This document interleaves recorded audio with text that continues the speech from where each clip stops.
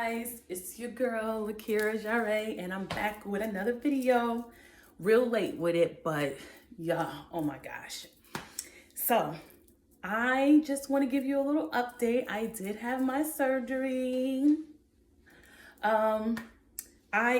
Today I am 18 days post-op, 2.5 weeks. I told myself I was gonna record as much as possible so I could be able to document it and put it on YouTube and everything for everybody else. But I just did what I could because before the actual surgery and stuff and during like the little process, I just did what I could because let me tell you, it was not easy. I did a lot of research. I was mentally prepared all the way up until pre-op. Like even the day of surgery, I was good. I was chilling in the room waiting for Dr. Stewart to come see me. I was good. But afterwards, that pain is no joke. My body went through a trauma. Like your body's gonna go through a trauma when you get this surgery. Anybody. So like everything was different for me. I didn't have any energy to do anything. I was in so much pain. My pain lasted longer than I thought it would.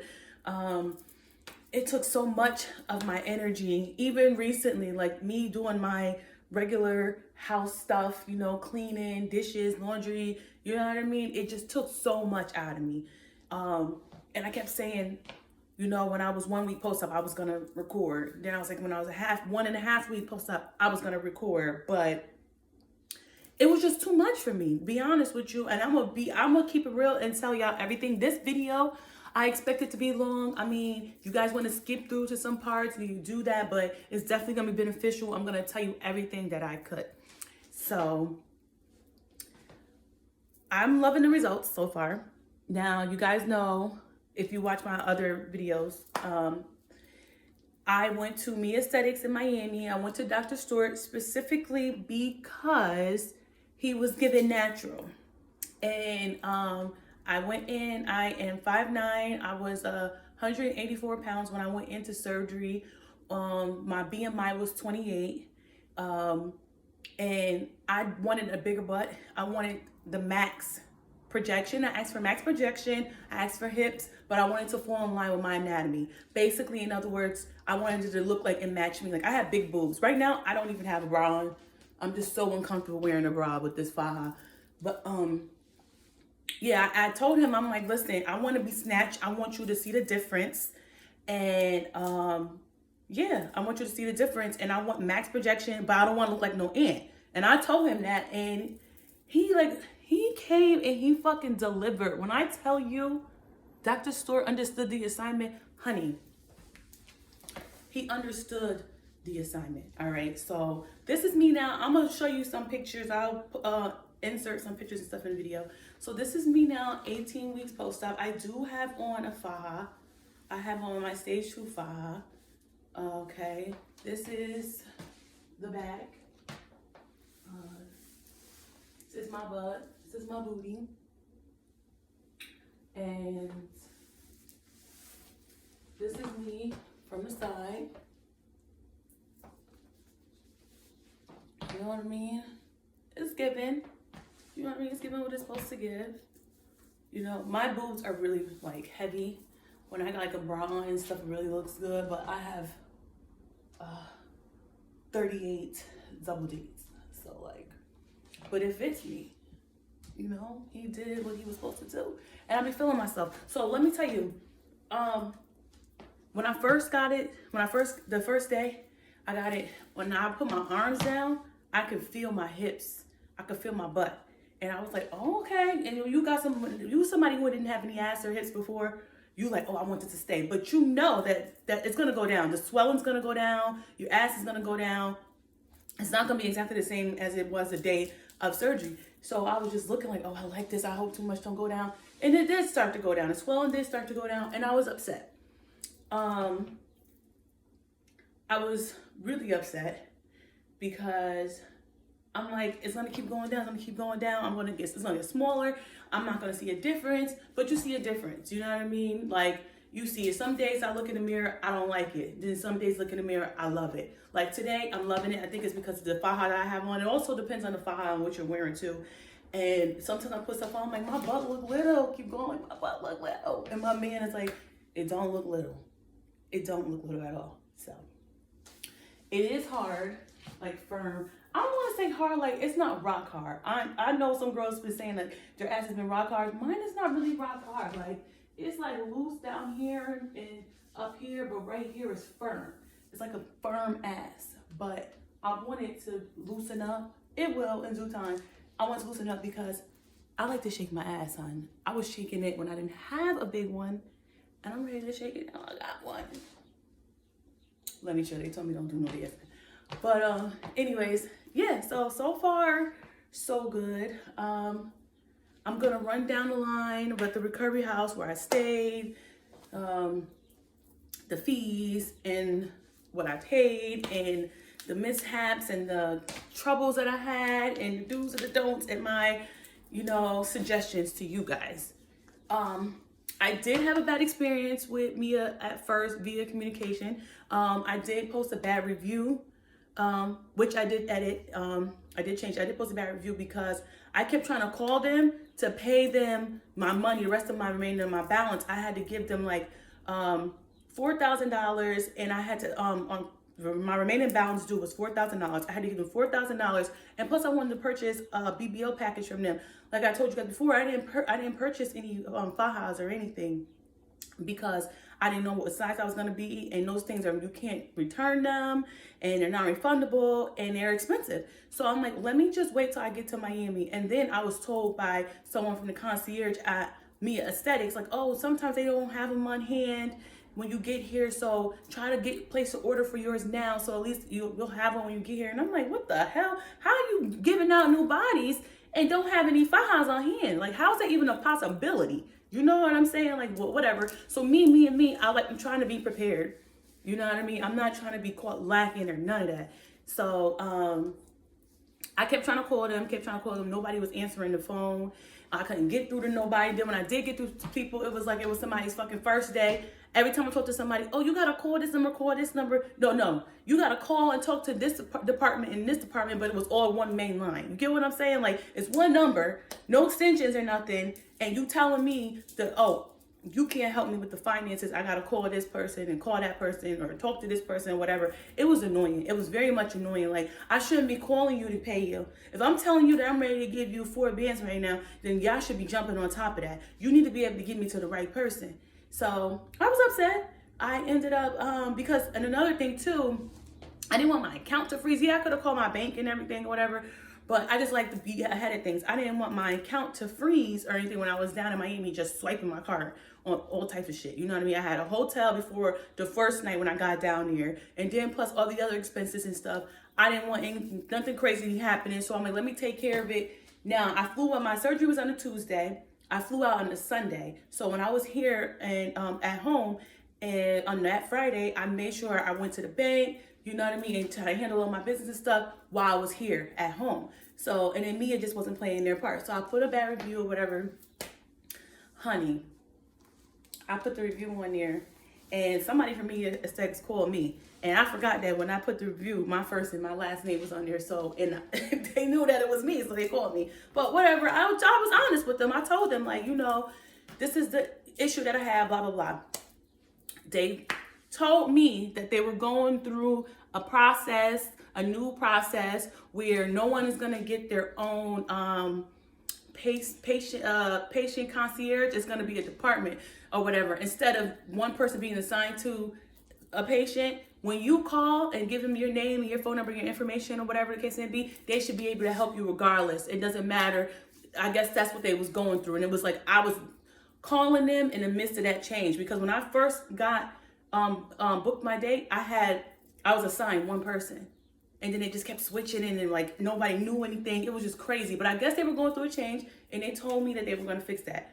So far, that was the only issue that I had during that process, the communication and everything, during my whole entire process. Other than that, everything was good. My pre-op appointment was no longer than 2 hours, and which was okay. I had paperwork to fill out and everything. I went in there, they weighed me and all that good stuff. So, yeah, I mean, the pre-op appointment, a lot of people was like, oh, I was there for hours and stuff. The pre-op appointment was pretty good. I think Mia is realizing like where they're, you know what I mean, they're slacking and they're trying to pick up the pieces and step their game up, because it's 100 different surgery centers in Miami. All you gotta do is piss one person off and they will bounce to go somewhere else. You know what I'm saying? So they were doing better, because other than that, only thing issue I had was a communication. When I got there to my pre-op appointment, everything went smooth. Okay guys, so I'm here. I made it to Miami. Aesthetics. I am currently outside, just finished my pre-op appointment. I think that it took me literally maybe 2 hours. I was here tops.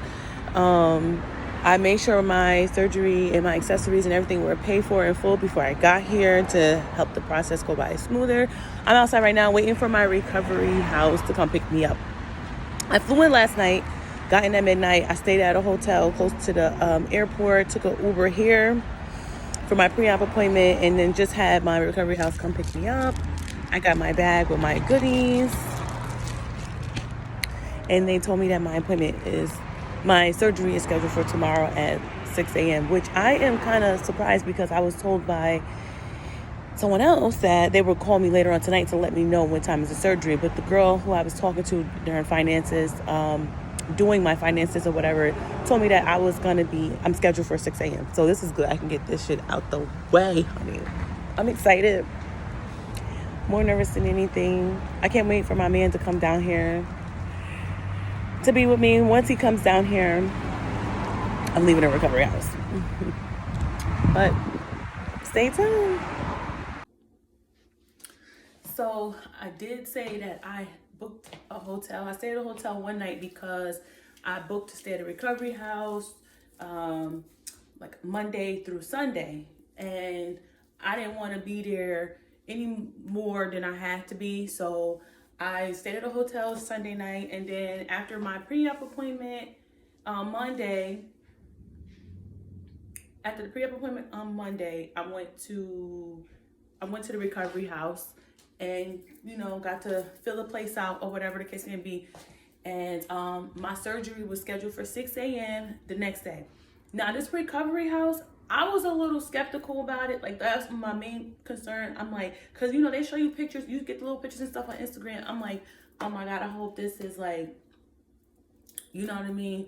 It's nice. I hope it's doable. I don't want to have to get to no recovery house and be around a bunch of bitches. And then every time when it's a whole bunch of females, there's always some iffy shit going on. And my main concern was like, I don't want to go anywhere and it's dirty, or I'm in somewhere and there's a bunch of bitches and then somebody got to be acting all crazy while we trying to be healing and shit. And I don't want to have to pack and fold no bitch in Miami while I'm trying to be snatched. So that was my main concern. Got to the house. Oh my God, mind you, I went to Miami Best Recovery House. You can find them on Instagram or whatever. It is a beautiful house. It is like a little mansion. Like, I wanted to say a little mansion because it had like 5 bedrooms or whatever, but it was nice. It was beautiful, nice backyard, well, nice patio. Oh my God, they made a steak on a grill. It was ran by a woman named Suyapa and her husband, Jesus, his brother. And it was like a little family thing or whatever. The food was good, you know what I'm saying? It was not nothing I'm used to, because, down in Miami, they're predominantly Spanish speaking and they're, from all different countries and stuff like that. So I wasn't used to the food, but it was good. I wasn't being picky and I ate everything and it was really good. The food was good. The house was really clean. The house was really clean, so that was a plus. They did your laundry. It smelled good in there. They took you to all your appointments. Massages was included, and a lot of people was like, "Oh, the massage should be longer." Mia told me my massages only had to be 15 to 30 minutes. My massages was included, and my massages was 15 minutes, and that's all I needed because, honey, that shit was so painful, and it did the job. It got the job done. You know what I mean? I did not want her on me doing all of that stuff, and it was just, you know what I mean? So it worked out good for me. The only issue, there's only one thing I didn't like, which was not a big problem, but you can communicate this to them if you guys ever go there. I definitely do recommend them. They wash everybody's clothes together. That is a pet peeve for me, because my compression socks kept getting missing. Then somebody else got my socks on, then I got somebody else's socks. Honey, no, I paid too much money for my shit to be mixed up in here. You know what I'm saying? But other than that, like at first I was a little annoyed because I was in pain. But other than that, you can just tell them, because I told her, and then they still kept mixing them up. Mind you, it didn't help it that all the girls had black compression socks. So everybody's socks was getting mixed up. So I just kept the 2 pair. I had all my stuff was new. I didn't open anything else because I didn't want anything else to get lost in the laundry. That was it. That was the only issue. Other than that, that place was dope. Like it was clean and all of that. They don't like you running in and out. Like if you there pre-op and stuff and everything, you're fine. But if after you have your surgery, they don't want you running. Like girls was going to pretty girl curves and stuff, and they was upset about it because, you know what I mean, you're under their care, you're under their watch. You could be out drinking or anything. They don't know. So they really wasn't they're not gonna tell you can't go, but they was not happy about the people leaving out and stuff. But other than that, the house was perfect. And it was another thing. I did have a roommate, which we was all cool with. We was cool at first. Everything was good. The first few days, it wasn't until like the last night I had to be here, I had to leave. She was crazy. She needed the Airbnb to herself. She should have got somewhere where she was by herself with a personal nurse, because she's not somebody that could share a room with somebody. Every time I would fall asleep, she would purposely wake me up. She did it to another girl here that was already here before me. I didn't pay no mind, but I watched her closely. She did it to me one night. I peeped game. She did it to another guy, and another night I had to chew that bitch up, and I had to fucking tell her, like, listen, you need to go to an Airbnb if you want to be somewhere private. You know what I'm saying? How you mad because I'm asleep and you not sleep? You know what I'm saying? Like, it was just childish or whatever. But I told him, I talked to Jesus, you know what I mean? And I told him, I said, you gonna have to move me because I don't want to beat this girl up. So, but he moved me, and I ain't speak to the girl. She left the next day anyway. But other than that, the house, A1. Shout out to them. So the day of surgery, I came here, went to Mia. I waited. I waited probably like an hour before they called me back there. I was starting to get nervous. They told me don't come with no makeup, no lotion, and nothing. I was sitting in the goddamn waiting room, ashy as hell, and there was all type of people coming in and out, girls coming in there for their post-op appointments who already had their surgery. They had the chance to freshen up and shit. I'm up in here looking like I was rolling around in flour. Crazy. But I did end up going to the back, and I did get to meet Dr. Stewart. He is handsome, by the way. He is very tall. He is very nice. And he takes everything that you say into consideration. One thing I will say, if you're looking for a vixen look, don't go to him. He's not giving you vixen, honey. He's gonna snatch your waist. He's definitely gonna snatch your waist. And he's definitely going to give you, you know what I mean, a bigger butt or whatever the case may be. But he's not gonna have you, you know what I mean, out here looking like, I don't know, extra, you know? But he's definitely really good. I'm gonna insert a before and after picture of my stomach, because when I tell you he snatches a fucking waist, he snatches a waist. So somewhere in there, I'm gonna insert a picture of my before and after of my stomach. And also, he's very photogenic. He took a picture with me. I'll insert that picture as well. And I did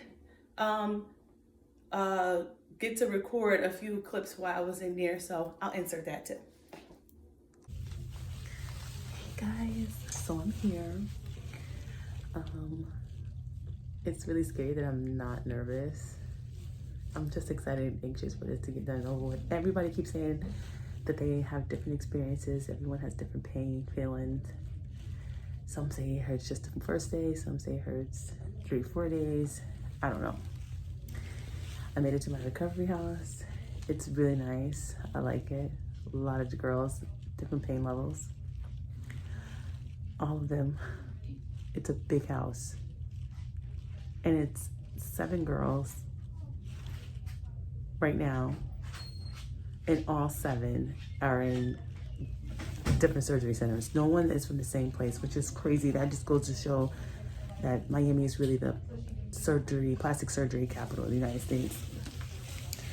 But I'm just waiting for my surgeon so I can tell him what I want.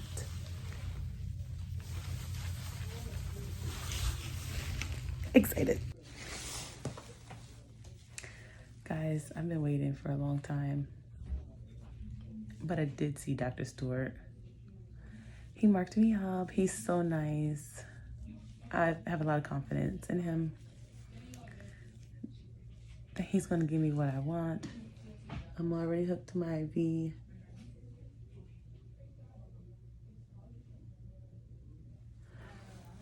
I'm just waiting for him to take me back there. I've been here since 5:30 in the morning. I'm just ready to be snatched.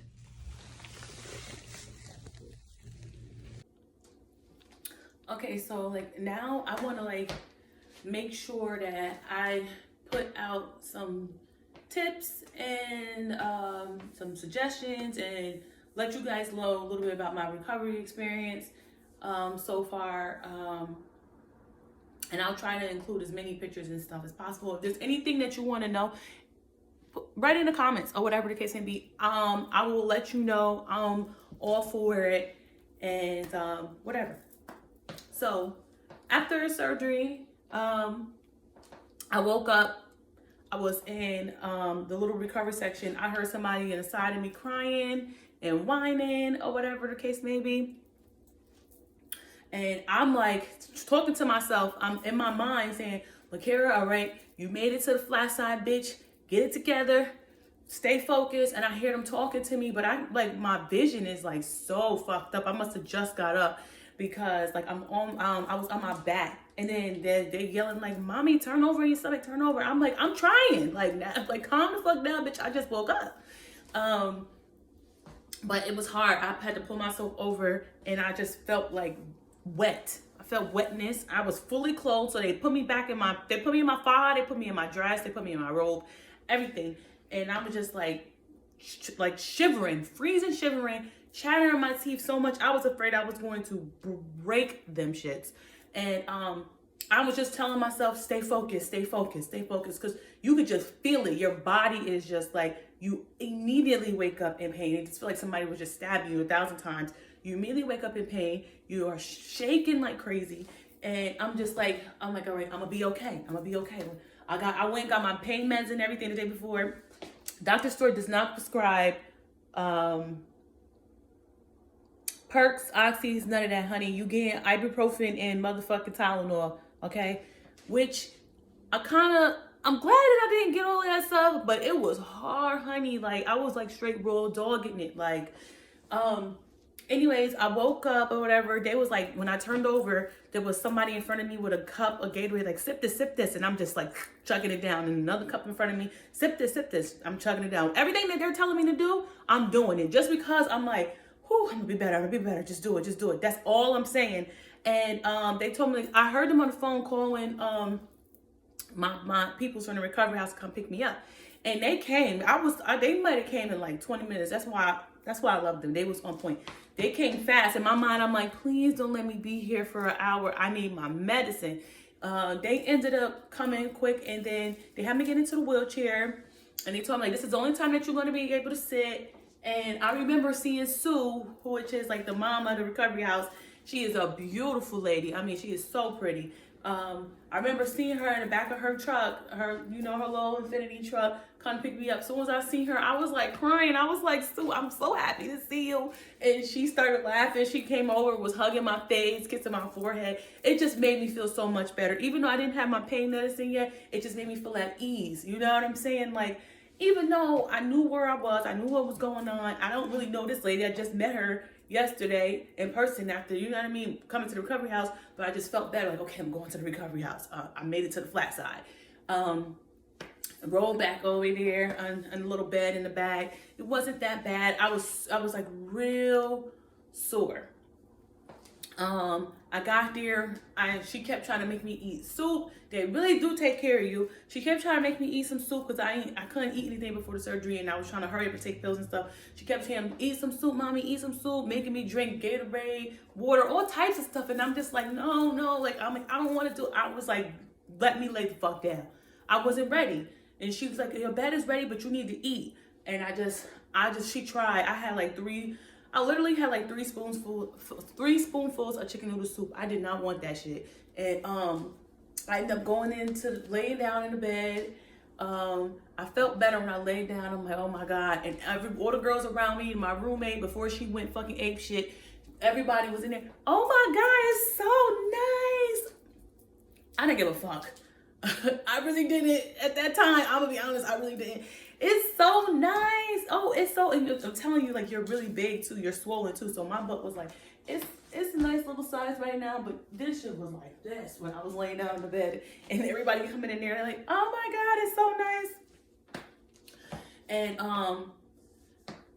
anyways, I'm just laying there, whatever. This is the first day. I get up. I tell them I gotta use the bathroom. They give you a call bell and everything. I'll call me, I gotta use the bathroom. You're gonna be pissing like crazy. I mean, like literally pissing like crazy. Long story short, I go to the bathroom and I go sit down and go pee. I feel like I had to pee some more after I already stood up. And when I stood up, it was like blood gushing everywhere, stuff everywhere. I just looked at the one lady who helped me into the bathroom, and she barely could speak English that well. But I'm saying to her, like, I can't say anything else because it seems like she's not understanding. I'm like, dizzy, dizzy, dizzy, dizzy. That's all I kept feeling. Like, I felt like I was gonna hit the ground. Kept telling her, dizzy, dizzy, dizzy.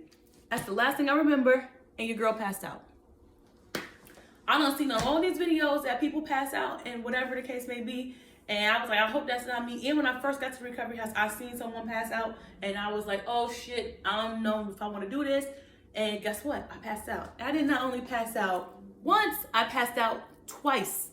Soon as they got me together and sat on this whole seat, I remember passing out again. And they were like putting like alcohol swabs, cotton swabs in my nose.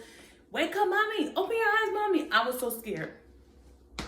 I was telling myself, like, think about your kids, think about your kids, think about your kids. That's all I was even saying, think about how you about to be looking this summer. No, honey, I was like, think about your kids. I was scared. I started crying.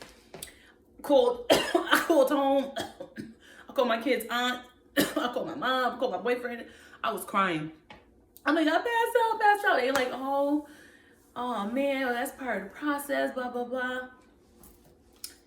I couldn't get up and go back to the bathroom again because they didn't trust me because I fainted. So they put me in a diaper. I have a picture of that, and I'm gonna unfortunately insert it because you guys need to see. That was horrible, but I felt better doing it. I never in my life thought I would want to do that shit. It felt disgusting. You know what I mean? They will come and change me and stuff like that. But I was so scared that I was gonna go in that bathroom and pass out again. I ended up not eating all day that day. The first day, I didn't eat nothing. I just was drinking Ensures, waters, Gatorade, ginger ale. I was filling myself up with fluids. I came prepared with all of that stuff. They got stuff there, but I came with my own Ensures. I came with my own Pedialyte, my own Gatorade and stuff. And my little nightstand next to me, I had all my shit ready when I came back. And I had water bottles and with straws, and I would lean over the bed, just reminding myself, go ahead, throw it back, drink, make sure you're taking all that fluids. I was my mental state was definitely on point. It definitely was 100% on point, and that's what got me through. You know what I'm saying? Ibuprofen was barely doing shit for me, but that's what got me through. It was like, you gonna be good, girl. You gonna be good. You got this. I tell you one thing, I ain't doing it again. Shout out to you bitches that's doing round 2, 3, or 4. Ain't nothing against it, but honey, I'm not doing it again. Because that was one long week, down in Miami. I ended up flying back and home. The flight home had me so swelled up. I was so swelled up. I was in pain when I got home. I had a massage as soon as I got home, which made everything better. Took a shower, and I started to feel good. I was so happy. I was home, happy to see my man, happy to my daughter, just to see that I was here. Like, I was home, you know what I mean? And my comfort zone. That night, I was in so much pain. My hotline really bling, y'all. Last night, I was in so much pain. No, not last night. That first night back home, I was in so much pain. I cried, and I was like, I thought this was going to be better. This is a week later. I'm in pain. I could barely bend down. Now I could bend down some. Before, I was like going like this. I still do it to a certain extent. Like, this faja is really snatched. So, like, I really, has me really snatched. So, like, sometimes I gotta go like that or whatever. But I'm moving around a lot or whatever. The first night back home was horrible. You know what I'm saying? It was horrible. I cried. I still had to get up and walk around every few minutes. I could not sleep more than 2 hours. You know what I mean? At night, because I still was in that habit of getting up and making myself walk. That's what I was doing at the recovery house. That's how I, you know what I mean, got through it. I would get up and walk. And to prevent blood clots, you want to keep walking. So I was doing that here. And then the next night, I slept 6 hours straight. Now that's a lot. You know what I mean? I think once I got comfortable and I realized, like, I was knocked out and I tried to get myself to wake up. And I thought I was having a dream, like, oh shit, I'm dead, I need to wake up, I ain't gonna be able to wake up, like one of those crazy dreams. That's how hard I was sleeping once I got home. The second night was really good. Then it just started to get better. I was still taking ibuprofen and Tylenol on the clock because I was afraid of that pain that I had. I had it for a whole week straight. I didn't want it anymore. So I was taking it on the clock like that, whatever. And I know that, they say, you know what I mean, take stool softener because taking all that medication or whatever the case may be, you could be constipated. And plus people wasn't having bowel movements and stuff. So they say take the stool softener. Mind you, I had the stool softener. I wasn't taking it because I was having bowel movement. I was having one every other day. I had one the 2 days right after surgery. You know what I mean? So I'm like, oh, well, at least I'm making one every other day. Typically, normally, I would have one every day. So I'm like, oh, I'm doing good to have one every day. You're not supposed to be straining. You're not supposed to be pushing. So if you got to strain and push, that's like a sign of constipation or whatever. And I felt like I was constipated, but I'm like, nah, I'm not constipated. So today is Saturday. So last Sunday, a week ago, when I was right before I hit 2 weeks, I was so constipated. Like I had severe constipation, like to the point where it was like, it was a blockage. I know it's TMI, but I gotta tell you the motherfucking T. It was like to the point where it was a blockage, like literally like a hard blockage in my rectum. I couldn't stand, I couldn't sit, and everything was going good up until that point. I went to go use the bathroom and I just couldn't, and it was just like stuck. And I was like, this started from 12:30, then into 9 o'clock at night. I was in here screaming, begging my boyfriend to take me to the hospital. He won't take me to the hospital.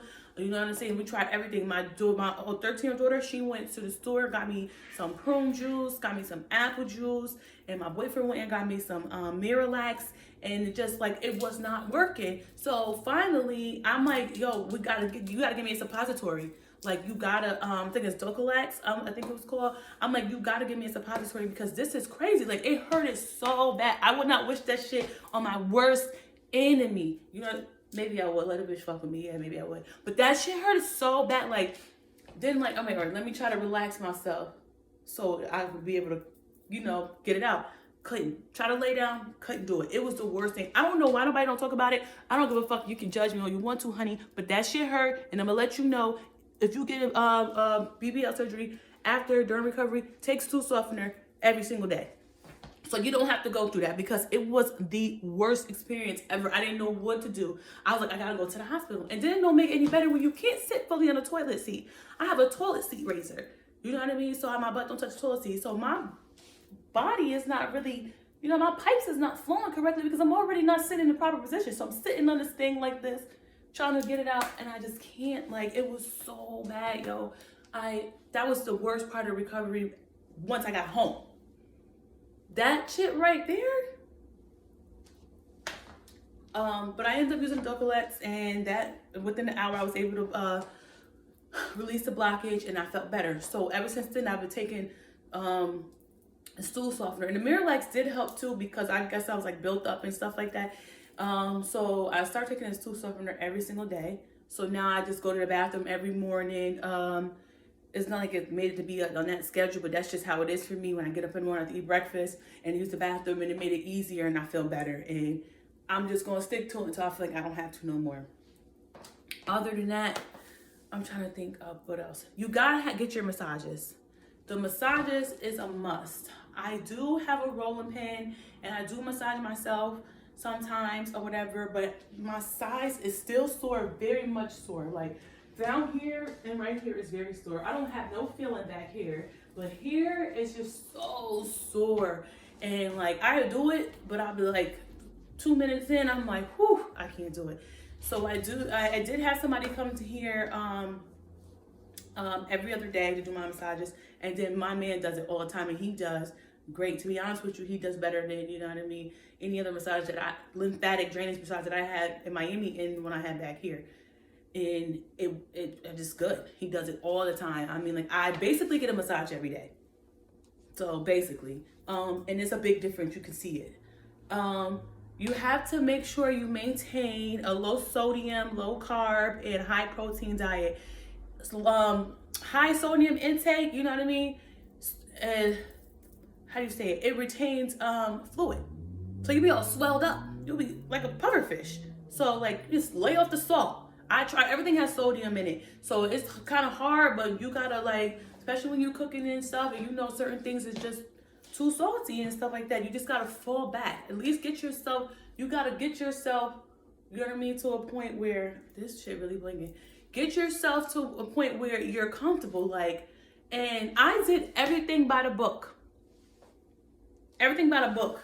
I took care of myself prior to surgery. I drink a gallon of water every day. I'm a water girl because I'm all about my skin. Gotta make sure this melanin pop all day, every day, honey, because they be sleeping on us brown girls.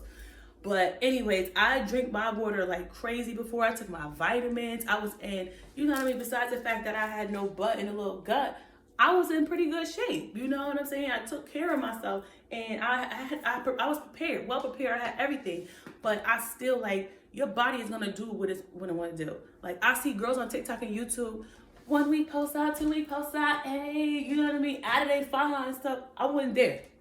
I couldn't dare if I wanted to. So, I mean, to everybody is different. But, yeah, pretty much it. This faja that I have, finding a good faja is annoying. This faja that I have, I'm going to give you another 360 of my body before this video is over. I don't want to go too far because the crotch is open. This faja that I have is from Snatched Body. It's a stage 2. The pros, it is high compression. It's literally snatched, and I love the shape that it's given. And it has no compression on the hips, as you can see, on the hips and on the butt. You know what I mean? So it's like, it's given. The con is that the crotch area is tight as fuck. I don't know if it's because I'm, you know what I mean, stallion or whatever the case may be. I had to cut the zipper to make it open, and then I had to, like, let my body get, like, let the faja get used to, like, my body and, like, form my body so it could, like, because it was still tight after I cut it or whatever the case may be. But I love it. Other than that, that's it. But this is the only thing that is annoying. But I just love the, you know what I mean, the way it holds me. And faja is the key. You got to make sure you have your fajas. Make sure you have your massages. I typically have foams. I haven't used the ab board at all. I didn't really have much going on here. You know what I mean? Plus, it was just too much to have all that shit in me at one time. And they tell you don't have the ab board inside unless you were active. And at the time, I wasn't active. You know what I mean? I was always laying down, get up, walking only for like 10 to 15 minutes at a time. So there was no point in putting it in and take it out. So I never even used it. I do wear my phones all the time. Today, I didn't wear my phones because I'm going to go to the stores with my babe, and we're going to go out and stuff. And I just want to try to be cute to feel good about myself. Today's Saturday. I go back to work on Monday. So, yeah, I go back to work on Monday.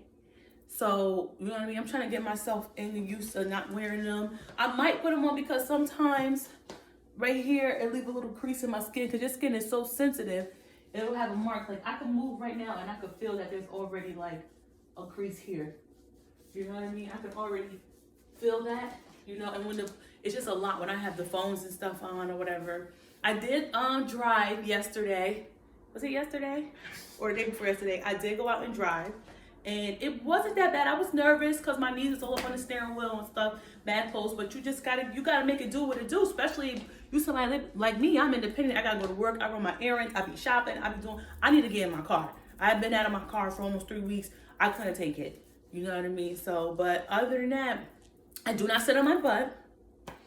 They said after 3 weeks that you can, like, lay, you gotta lay on your stomach for the first 3 weeks, and then if you have to sit, use a BBL pillow.